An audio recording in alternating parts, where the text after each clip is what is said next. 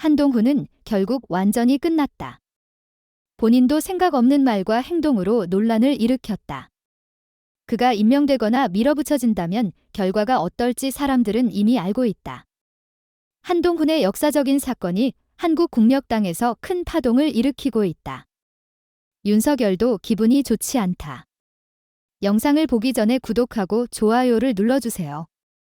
조수현 후보가 과거에 SNS에 일본의 식민지 시대를 지지하는 글을 올린 것이 발견되어 논란이 되었다.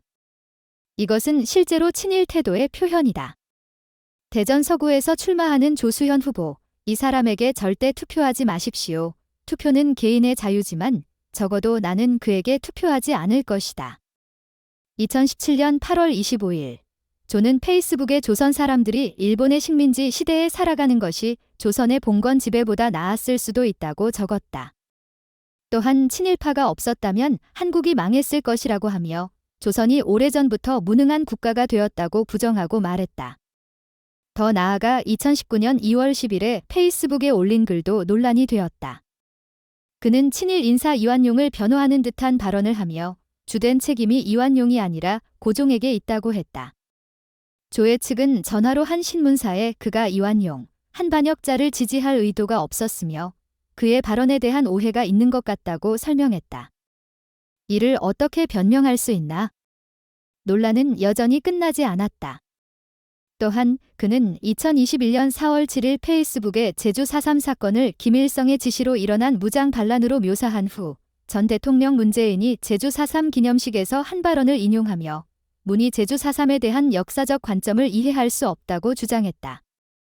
그는 제주 폭동을 일으킨 자들이 정말로 완전한 독립을 꿈꾸며 분단에 반대했는지 아니면 김일성과 박헌영의 지시로 사회주의 국가를 꿈꾸며 무장 반란을 일으켰는지에 대해 논쟁을 이어갔다. 특히 대통령직을 수행 중인 사람에 의해 역사가 왜곡되어서는 안 된다. 이성을 잃은 사람이 후보가 된 것이 믿기지 않는다. 완전한 독립을 꿈꾸고 분단에 반대하는 바람에서 그 당시 국가 권력은 제주 사람들을 공산주의자들의 반란이라고 칭하며 잔혹하게 진압하고 그들을 죽음으로 몰아갔다. 언론과의 통화에서 조 후보는 제주 4.3 사건에 대한 인식은 김달삼과 박헌영과 같은 사람들이 김일성의 지시를 받아 경찰서를 공격하고 그로부터 진압 과정에서 너무 많은 무고한 민간인들이 학살당한 것으로 시작됐다고 말했다. 그 다음 그는 이러한 사람들에게 충분한 보상이 이루어져야 하며 국가가 이 책임을 인정해야 한다고 말했다. 어떻게 같은 사람이 이토록 태도를 바꿀 수 있는가? 과연 어떤 시민이 이런 사람에게 투표할 만큼 미쳤을까? 그렇지 않다면 그는 반국가적인 사람이다. 친일 발언은 이완용과 관련된 논평에서만 그치지 않았다.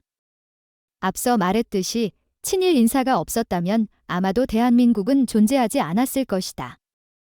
아니, 그 이전의 조선은 이미 국가 기능이 마비된 식물 상태의 국가였다. 무엇을 하든 가장 큰 책임은 고종에게 있다. 이완용이 이렇게 말한다면 그것은 왕이 신민에게 책임을 전가하는 것이다. 이 글은 현재 조 후보의 계정에서 찾을 수 없지만 그날 그는 페이스북에 이 문제를 일으킨 것에 대해 정말 유감이며 깊이 반성한다고 적었다. 2017년 여름 몇몇 학자들이 정치적 이득을 얻기 위해 반일 감정을 부추겼다. 이러한 비판 과정에서 나는 과도한 표현이 있었음을 인정한다. 그 다음 그는 명백히 조선 말기의 사람들이 국가와 귀족에 의해 착취당해 제대로 된 삶을 살 수 없었지만 일제시대가 더 나았다고 말하는 것은 강조하기 위한 것일 뿐이라고 인정했다. 그는 앞으로 더 주의를 기울일 것을 약속하며 이는 그가 정치에 참여하기 7년 전의 일이라며 사람들이 이를 고려해 줄 것을 바란다고 했다. 그가 그렇게 자신 있었던 사람이 이제 와서 너무했다며 정치에 참여하기 전 그 시점을 고려해달라는 것은 정말 비겁한 일이다. 동시에 그는 박근혜 정부 하에 한국과 일본 간 위안부 문제에 관한 합의와 박정희 탄생 100주년을 기념하는 우표 발행에 대해서도 입장을 밝혔다.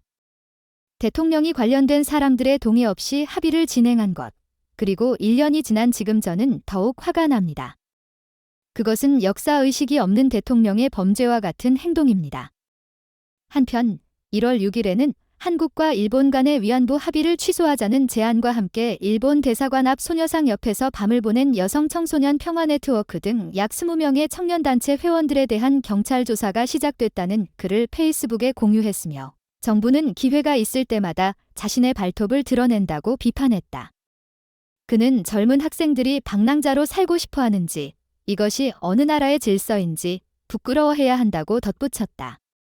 2016년 9월 20일에 쓴 박정희 우표 발행과 관련된 글에서 그는 어려운 시기에 균형 잡힌 사고를 유지하는 것이 도전이라고 말했고 2017년 6월 19일에는 1945년 일본 감옥에서 독립을 위해 싸우다 사망한 시인 윤동주의 탄생 100주년을 기념하는 우표를 발행하는 것이 박정희 100주년을 기념하는 우표를 발행하는 것보다 낫다고 말했다.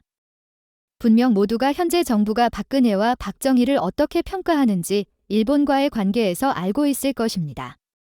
조 후보의 발언을 보면 일부 의견은 윤석열과 똑같은 것 같지만 일부는 완전히 다릅니다. 간단히 말해서 어떤 기준도 없이 단지 권력에 아첨하는 자일 뿐입니다. 어쨌든 여러분은 그런 사람에게 투표하시겠습니까? 만약 투표한다면 그것은 분명 문제가 있습니다. 한동훈이 대전 지역에서 그런 사람을 후보로 내세운 것을 무슨 생각에서인지 이해할 수 없습니다. 분명 한동훈의 실수입니다. 그리고 윤석열은 왜 그런 사람들을 자신의 오른팔로 삼았는지 아마 처음부터 옳고 그름을 구분하지 못했기 때문일 것입니다. 22번째 선거가 한 달도 채 남지 않은 상황에서 한동훈과 그의 당에 대한 지지가 나타나기 시작한 이유는 국민의 지지율이 민주당을 넘어섰기 때문입니다. 2월의 지지율 상승은 한동훈에 대한 기대와 민주당의 선거인 과정에서의 혼란으로 인해 전통적인 유권자들이 등을 돌리고 보수적인 의견이 더 명확하게 표현되게 한 결과입니다. 민주당이 선거인 과정을 마침으로써 야당 유권자들이 다시 모이게 되었고 그때 적절하게 조국의 개혁당이 등장하여 관심을 끌기 시작했습니다. 이것은 민주당과의 상호작용 효과와 결합하여 국민의 관점에서 새로운 위기를 만들었습니다. 정치적 지형이 변화하는 가운데 한동훈은 아무것도 할 수 없는 것처럼 보입니다. 문제는 이 상황에서 5월 18일 사건에 대한 도태우 후보의 견해에 대한 논란이 터지고 여론이 악화되면서 한동훈이 선거인단 선정위원회에 재검토를 공개적으로 요청했지만 선거인단 선정 결과를 뒤집을 수 없었습니다. 그 위에 이종석이 호주에서 떠나고 다른 부정적인 상황들이 연속적으로 발생하면서 한동훈은 출구를 찾지 못하고 정부를 비판할 수 없는 상황입니다.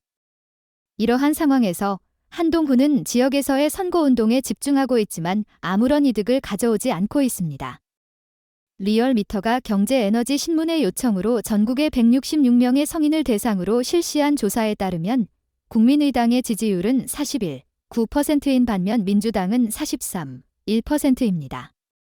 이전 조사에 비해 국민의당은 4.8%포인트 하락한 반면 민주당은 4.0%포인트 상승했습니다.